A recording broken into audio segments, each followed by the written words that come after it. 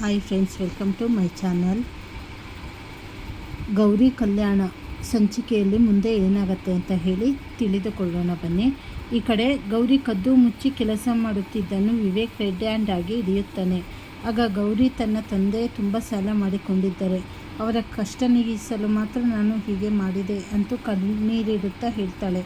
ಗೌರಿಯ ಮಾತು ಕೇಳಿ ವಿವೇಕ್ ಮನಸ್ಸಿಗೆ ತುಂಬ ಬೇಜಾರಾಗುತ್ತದೆ.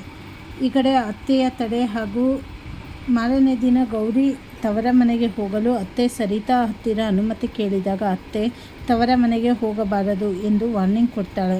ಆದರೆ ವಿವೇಕ್ ಮಧ್ಯ ಪ್ರವೇಶಿಸಿ ತಾಯಿಗೆ ತಿಳಿ ಹೇಳಿ ಗೌರಿಯನ್ನು ತವರ ಮನೆಗೆ ಕರೆದುಕೊಂಡು ಹೋಗಲು ಒಪ್ಪಿಸ್ತಾನೆ. ಕಾರಿನಲ್ಲಿ ಹೋಗುವಾಗ ಗೌರಿ ಧನ್ಯವಾದ ಹೇಳಿದಾಗ ವಿವೇಕ್, ನೀನು ನನ್ನ ಜೀವ ಮತ್ತು ಆಫೀಸ್ ಉಳಿಸಲು ಶ್ರಮಪಟ್ಟಿದ್ದೀಯ, ಅದಕ್ಕೆ ಪ್ರತಿಯಾಗಿ ಈ ಸಹಾಯ ಮಾಡ್ತಿದ್ದೀನಿ ಎನ್ನುತ್ತಾನೆ.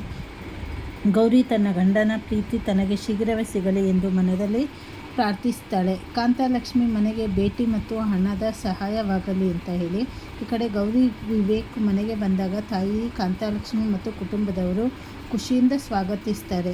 ವಿವೇಕ್ ತಂದಿದ್ದ ಸೂಟ್ಕೇಸ್ ತೆರೆದು ಗೌರಿಯ ತಂದೆ ತಾಯಿಯ ಸಾಲ ಹಾಗೂ ಕಷ್ಟ ತೀರಿಸಲು ಹಣವನ್ನು ನೀಡ್ತಾನೆ. ವಿವೇಕ್ ಮಾಡಿದ ಈ ದೊಡ್ಡ ಸಹಾಯ ಕಂಡು ಗೌರಿ ಹಾಗೂ ಕಾಂತಲಕ್ಷ್ಮಿ ಕಣ್ಣೀರಿಡುತ್ತಾರೆ.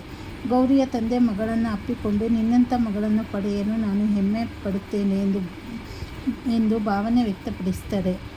ಕಾಂತಲಕ್ಷ್ಮಿ ಗೌರಿಗೆ ಅರಿಶಿನ ಕುಂಕುಮ ಕೊಟ್ಟು ಮಡಿಲು ತುಂಬಿ ಪ್ರೀತಿಯಿಂದ ಕಳಿಸಿಕೊಡ್ತಾರೆ. ಇದು ನೀವು ಮುಂದಿನ ಸಂಚಿಕೆಯಲ್ಲಿ ನೋಡ್ಬೋದು. ಮುಂದೆ ಏನೇನಾಗತ್ತೆ ಅಂತ ಹೇಳಿ ಮುಂದೆ ತಿಳಿದುಕೊಳ್ಳೋಣ. ಹೊಸದಾಗಿ ಯಾರ್ಯಾರು ಚಾನಲ್ ನೋಡ್ತಾ ಇದ್ದೀರಾ ಚಾನಲನ್ನು ಸಬ್ಸ್ಕ್ರೈಬ್ ಮಾಡಿಕೊಡಿ, ಲೈಕ್ ಮಾಡಿ, ಹಾಗೆ ಸಪೋರ್ಟ್ ಮಾಡಿ. ತುಂಬ ಹೃದಯದ ಧನ್ಯವಾದಗಳು. ಫಸ್ಟಿಂದ ಲಾಸ್ಟ್ವರೆಗೂ ಪೂರ್ತಿ ವಿಡಿಯೋ ನೋಡಿ.